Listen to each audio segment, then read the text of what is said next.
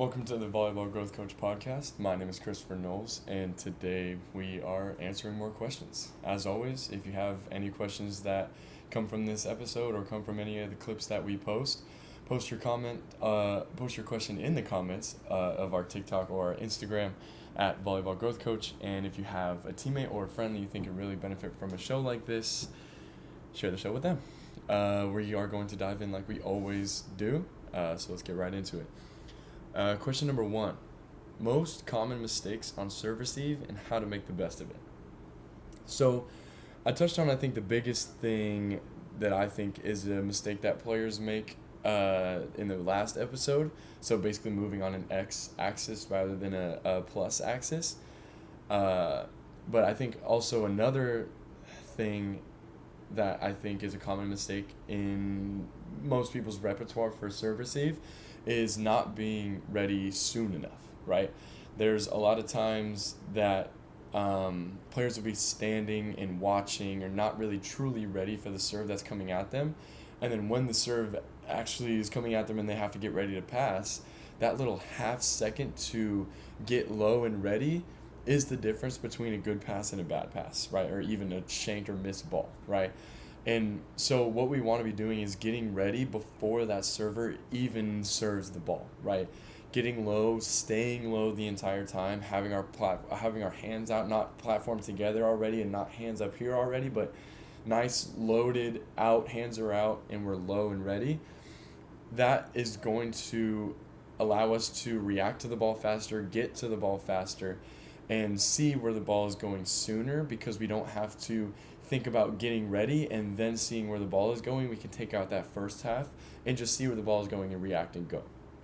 So I think making sure that you are low, ready, and loaded before the serve is made, because that little half second to go from standing up to get low and then your platform together, sometimes it's a full second or maybe even just that half second can be the difference of the kind of platform or the hands you get up and ready to pass that ball and how that affects the pass that you make, right? So making sure that, like I talked about last episode, that you're on an x-axis and you're moving and attacking that ball and cutting that ball off, but you're also low and ready in the first place to read and react and see where that ball is going, so you don't have to waste those little half seconds of getting ready and then going. You're already loaded and ready. You're just going to get that ball. Question number 2. Why do I feel sluggish and slow during serve receive? That's a difficult question because it could be a ton of different things. But I think if you feel sluggish, if you feel slow, then I think it could be a matter of, like I said, not being ready. Like, it's easier to move when you're low in an athletic position compared to when you're standing up, right? It's hard to take a big step when you're standing up and then try and get there, right? So that could be why you feel slow. But if you feel sluggish during serve receive, I've never heard anyone being sluggish, or I've never experienced it myself of being like, oh. I would say it could be a mental thing of fear or anxiety when it comes to serve receive, and making sure that you're getting over that is a pretty big thing, because our body wants to stop us from doing things that make us feel uncomfortable. And if you mentally are really uncomfortable when you have to serve receive or just move at all, then that could be a way that your body is signaling to you to not do this thing or whatever it is. And then also sluggishness as an athlete at all could really also be like a nutrition and diet thing. I would say the only times that I've ever felt slow and sluggish at practice just in general is when I had terrible food the day before or before practice. So I think if you feel sluggish, it's not a matter of you not being able to physically do the thing.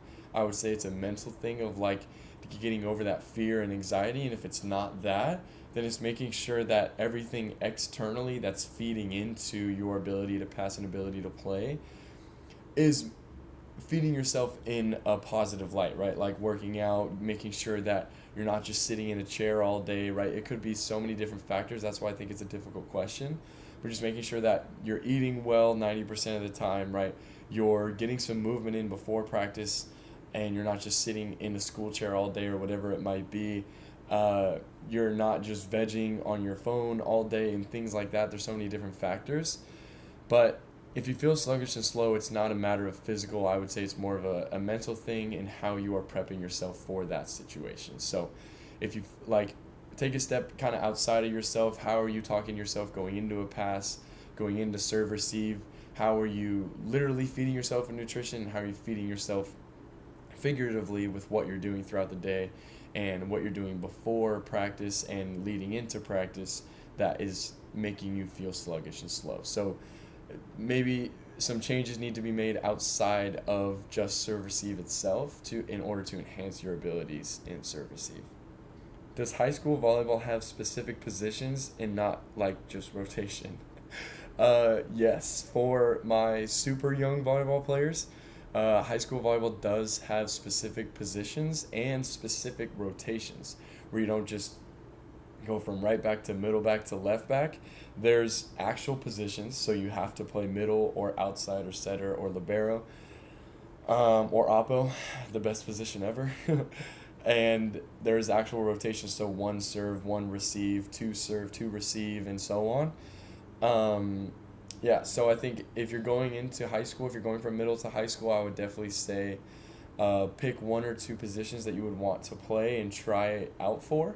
You can do 2 positions. I don't think 3 positions would be great, because then you're just spreading your energy of you're trying to get better at 3 things at once, and that's not as good as getting better at 2 things at once, and that's not as better as getting better at 1 thing at a time, right? So yes, high school volleyball has specific positions and specific rotations.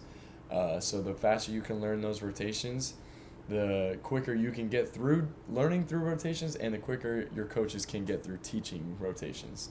So yes. Question number 4, how to deal with lower back pain.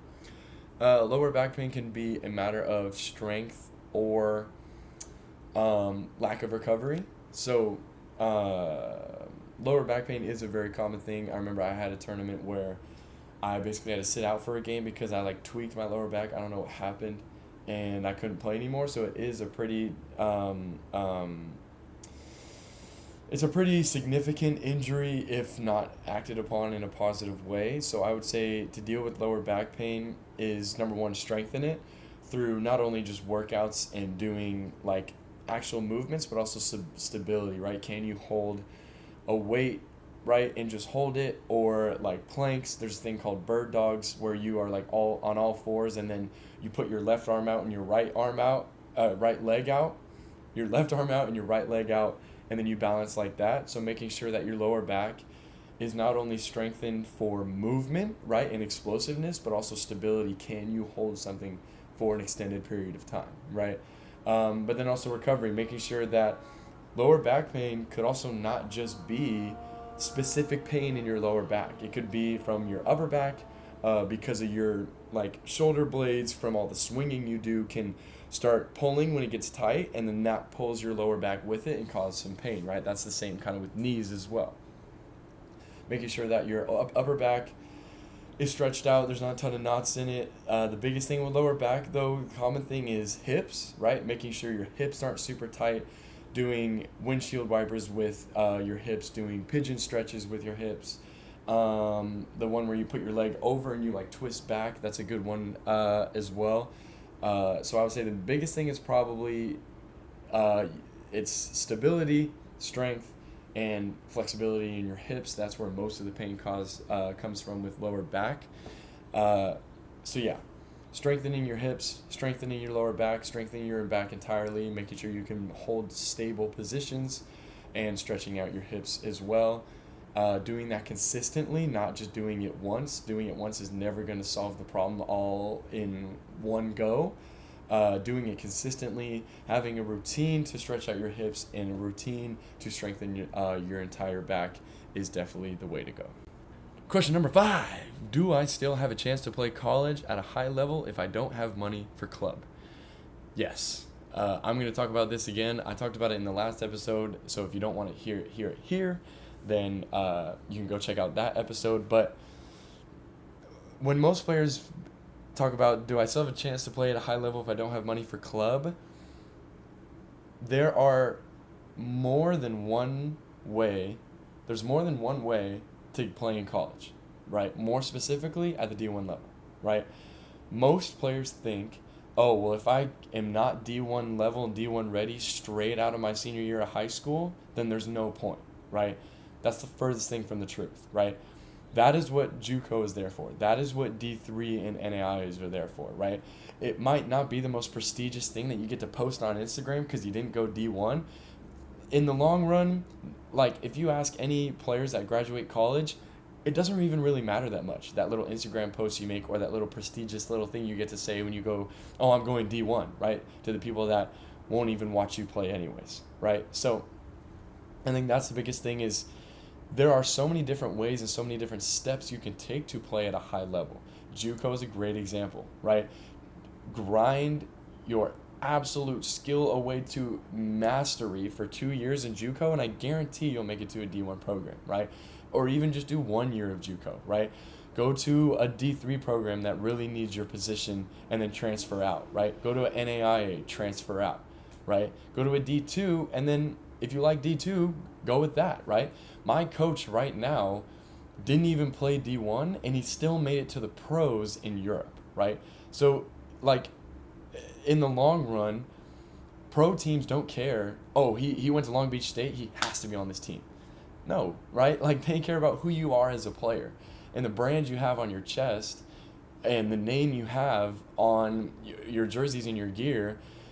Like, yes, it has some impact, but the thing that has the most impact is who you are as a player, right? If you don't have the money for club, find different routes to make it to D1 or just college in general, right?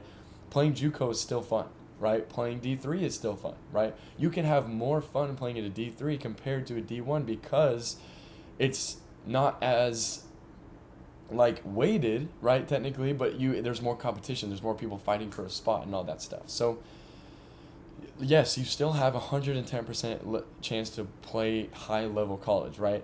Is it not going to be fresh out of high school? Like maybe not, right? But there's so many different routes that you can take, and it's not the end of the world if you don't get to a D1 program, right? Going D3 is still sick. Going D2 or JUCO or NAI, whatever level you make, it's still cool because 4 years is a long time. If you grind it out for a year at JUCO or NAIA and you transfer out, right, and then you got 3 years at a D1 program, those 3 years are going to be so much more worth it because you grinded it out for that extra year and took that year to kind of take a sacrificial year to not go to the most prestigious place, but then you end up going to the most prestigious place anyways, right? So that's my take on it. So that is the last question of this episode. I hope you guys really enjoyed this one. Again, always amazing questions. If you guys have any more questions, put it in the comment section of our TikTok or Instagram at Volleyball Growth Coach, and share this episode with a friend that maybe they're thinking about just quitting volleyball entirely because they're not going to go D1 out of high school.